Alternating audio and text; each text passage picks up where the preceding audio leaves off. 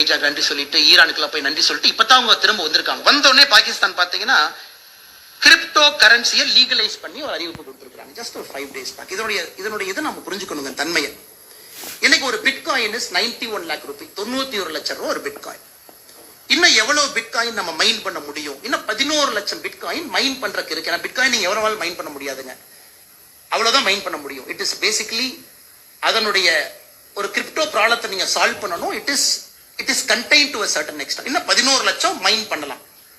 அந்த 11 லட்சம் பிட்காயினுடைய மைன் பண்ணக்கூடிய பிட்காயினுடைய சந்தை மதிப்பு இன்னைக்கு 10 லட்சம் கோடி.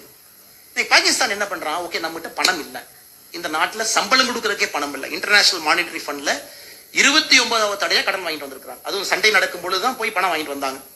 இன்னைக்கு பாகிஸ்தான் என்ன பண்றான்? எப்படி நாம பணம் சம்பாதிக்கிறது?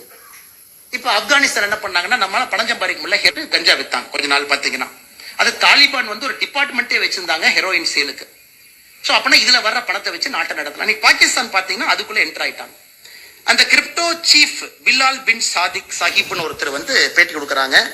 இன்னைக்கு ரஷ்யா கஜாகிஸ்தானுக்கு அப்புறம் 3வது அபிஷியல் நாடா பாகிஸ்தான் வந்து பிட்காயின் மைனிங்கை லீகலைஸ் பண்ணியிருக்காங்க.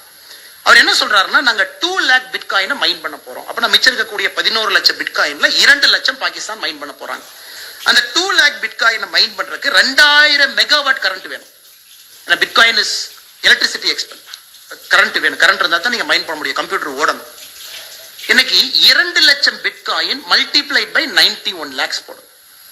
ஏன்னா இன்னைக்கு பல இடத்துல நம்ம பாக்குறோம், குறிப்பாக நம்முடைய ஃபெடரல் ஃபினான்ஷியல் இன்டெலிஜென்ஸ் யூனிட் இந்த பிட்காயினை இப்பவே பாகிஸ்தான் வந்து terrorist financing, fuelling sexist activity, cyber crime, narcotics, அப்படின்னா பாகிஸ்தான் வார்ஃபேர் அடுத்த லெவலுக்கு கொண்டு போறோம்.